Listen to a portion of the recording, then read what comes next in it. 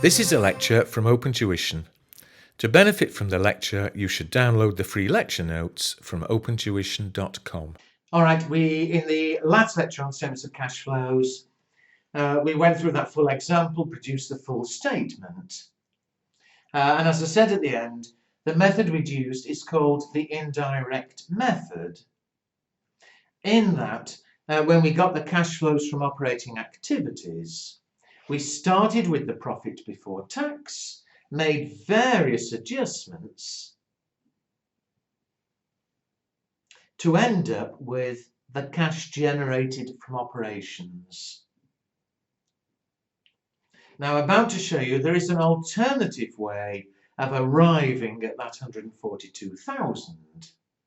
The rest of the statement stays exactly the same, so nothing else changes. It's simply the cash generated from operations. Either we use the indirect method, and that, as you'll see later, is the method that's important for you. Virtually anything in the exam, you'll be tested on this indirect method, and it's the way most businesses use.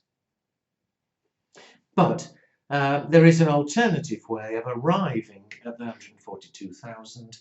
That's what I've got to show you now, and it's called the direct method. And it's actually quite sensible, because remember, we need the cash generated from operations. Yet again, we took the profit and then adjusted, increase, decrease to get cash. But the alternative goes straight to it, and it says, if you look at the next page, you can see the basic layout. Why don't we just calculate the cash received from customers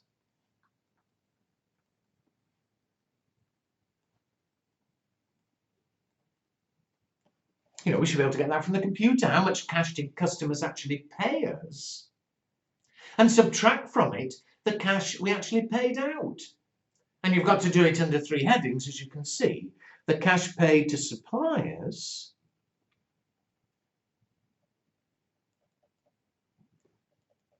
you've got to separate out the cash paid to employees,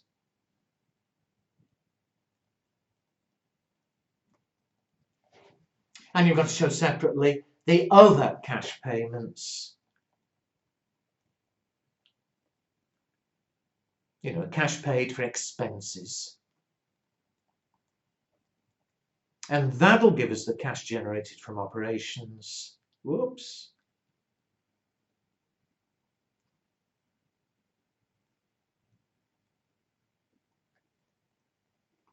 And as I said before, it's just that bit of the statement can change, because once we've got the cash generated from operations, whichever way we've done it, everything else follows exactly as before. So you then subtract the interest paid, dividends paid, tax paid. You then bring in cash flows from investing activities, cash flows from financing activities in exactly the same way. Now, just to show you how it works, we'll look at an example doing it both ways. But as you will see, or as I will explain, the chances of being tested on the direct method are actually very small, but you'll see why afterwards. But have a look at example 2. Gattis has the following statement of profit or loss for the year ended December 2007. So the sales, the revenue, cost of sales, gross profit, expenses, net profit. And I've given you extracts from Gattis' statement of financial position. The inventory, the receivables, the payables. And there's a bit more information below. Expenses include depreciation, bad debts, irrecoverable debts rather, and employment costs. And the second one, during the year we'd sold a non-current asset for 24, which had a book value of 18. Now, we're not going to do a full statement of cash flows, we haven't enough information. We're just required to calculate the cash generated from operations. And we're going to do it both ways. The indirect method, which you should already be happy with from the last lecture, But then I'll do it again using the direct method. So first of all, the indirect method. And what do we do with the indirect method? We take the profit before tax,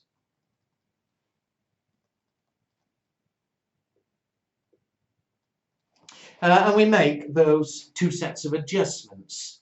We adjust for the non-cash items,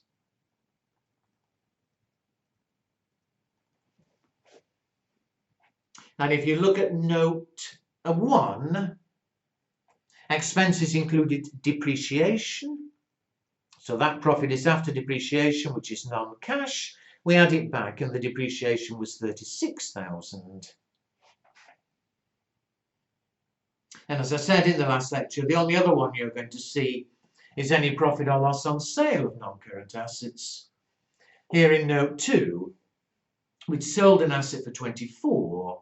The book value was 18. So there was a profit on sale of 6,000. It was a profit. It's including the profit, we remove it. Incidentally, some people rather want to adjust for irrecoverable debts written off. No, because if you've removed an irrecoverable debt, you haven't had the cash, so there's no problem. That brings us to so far 270. But then we have to adjust for the changes in the working capital.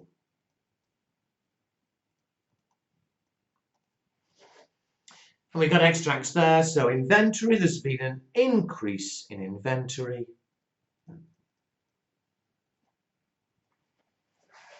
We've gone up from 140 to 160, an increase of 20,000.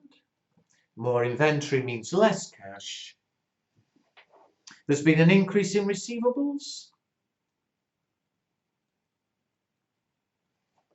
235 up to 259, it's gone up by 24,000. More receivables, customers pay later, less cash. And finally, there's been an increase in payables. 138 to 168, an increase of 30,000. And of course, if we're taking longer to pay our suppliers, with more cash.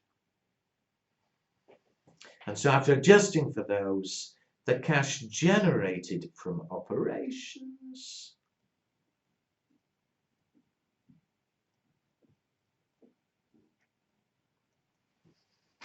got the calculator, 270 minus 20 minus 24 plus 30, 256,000. Now that's all we're asked for here in a full statement. Remember, carries on like before, less interest, dividends, tax paid, and then cash flows from investing activities, cash flows from financing activities. All right, well that's fine. However, now let me show you the same question, but getting that 256,000 using the direct method.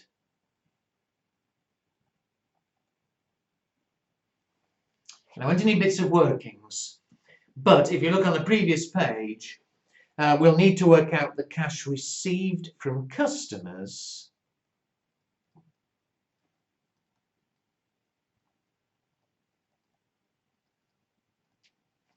I'll leave it blank for the moment. We'll do the workings and then fill it in. But we need the cash paid to suppliers.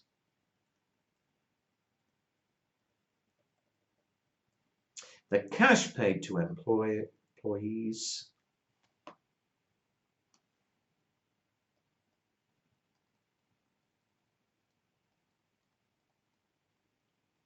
And then the other payments for our expenses. So let's do the workings and see what we get. First of all, cash received from customers. Now I'll do the workings here, because how can I get it? I know what the revenue was. It was 1.2 million. So those are the sales. Why haven't I received that much cash? Well, at the beginning of the year, I was already owed 235,000. So I'll receive that cash this year. But at the end of the year, I'm still owed 259,000. So that amount of cash hasn't been received. Do a T account if you want. I don't think you need to here. The cash we've had is the cash we were owed from last year, plus whatever we've sold this year, less the cash that hasn't been received this year. In addition, of course, look at note 1. There have been irrecoverable debts removed. If any of those were irrecoverable, well, there's 14,000 cash which hasn't been received. And so the cash received from customers, 1,200 plus 235 minus 259 minus 14 is 1162. There we are. So I hope that's okay. What about cash paid to suppliers? Now here I'm going to have to do workings separately. Sorry, that was the workings from the last lecture. Let me remove it. Because to get the cash paid to suppliers, I'm going to need to know what we bought this year. And how am I going to get to know what we bought this year? We are told the cost of sales. Now remember, the cost of sales is the opening inventory plus the purchases minus the closing inventory. Now I know what the opening inventory was. In 2006 it was 140,000. The purchases are what we're trying to find out. The closing inventory 2007 is 160,000. And so I know what the cost of sales themselves were. From the statement of profit or loss, it's 840,000. Well, I need to work backwards to get what we actually bought. So 840, that was after subtracting closing inventory of 160, which meant, if we go backwards, 9, it must have been 1,000,000. 840 plus 160, that 1,000,000 is the opening inventory plus the purchases, so the purchases must be the difference, which is 860,000. It's the missing figure. The purchases must have been 860. So the cost of sales, opening inventory plus purchases less closing inventory, did come to 840. So that's what we bought, but I need to know what cash we actually paid. Well, again, look at the figures for this year, last year. At the end of last year, we already owed 138,000, so presumably that was paid this year. In addition, we bought another 860, but we haven't paid all the 860. Some of it, 168,000, is still owing. So how much cash did we actually pay? 138 plus 860 minus 168. The cash actually paid is 830,000. So a bit of messing around there. Cost of sales, we can work out what we bought. When we know what we bought, we can work out what the cash paid was. So 830,000.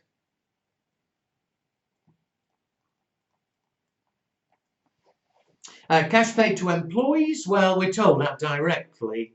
Note 1, employment costs 42,000. And finally, the other payments, the payments for expenses. Well, I'll do the workings for that here. From the statement of profit and loss, the payment for, no, the cost of expenses was 120,000. Why isn't the cash paid? Firstly, if you look at note 1, that includes depreciation of 36,000. Well, 36,000 isn't a cash flow, isn't a cash payment, so remove it from the total payments. The irrecoverable debts of 14. Well, that's not an actual cash payment, and I dealt with it when I got cash received from customers. The cash we received was 14,000 less than it would have been. So I don't want to include it twice, so I'll take that out of my expenses. Employment costs 42. Well, we're showing that separately, so I don't want to include that 42 here as well. Take it out. Note 2. During the year, we disposed of a non-current asset for 24, which had a book value of 18. There's a profit of 6,000.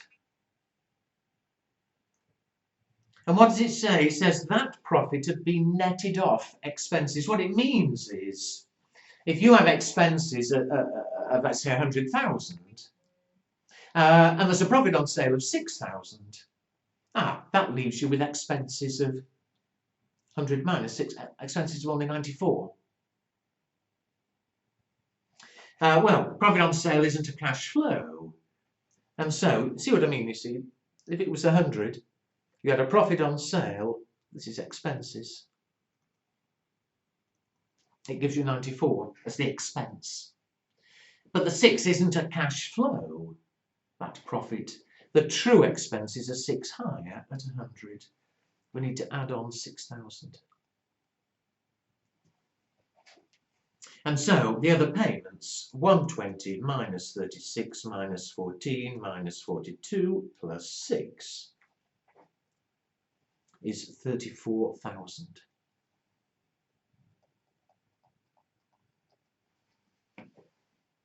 And that should leave us with the cash generated again from operations.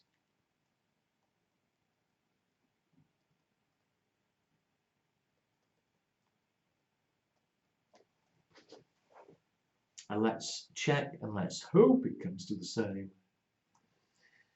1162 minus 830 minus 42 minus 34, 256,000. Is that what I got before? Yes, it is 256,000. All right, now I went through that fairly quickly. I don't know if you find that easy or messy.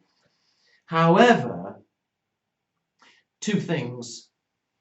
One is, I have already said, but I must repeat, these are two different ways we can arrive at cash generated from operations. Once we've got that figure, everything else in the statement is exactly the same. It's just two ways of getting that one figure. Secondly, and the reason I'm much less worried about this method, and so should you be, is the accounting standard, this is accounting standard number 7, which gives the layout for the statement of cash flows. It says that if you do choose to use the direct method, you, in practice, you must also have a note showing the direct method. So that will always have to be there, always. It'll either be the first bit of your statement of cash flows, or if we do our statement of cash flows that way, this must also appear, as a note. So for that reason, most businesses just use the indirect method. If you do that, then that's all that's required. And for that reason, almost everything you'd be asked on this in the exam would be on the indirect method. The chances of being asked to do in direct method are very small. If they test you at all, it'll probably be just an awareness of what it is, and the fact that direct and indirect obviously both give the same figure. Okay, so that's the end of that chapter.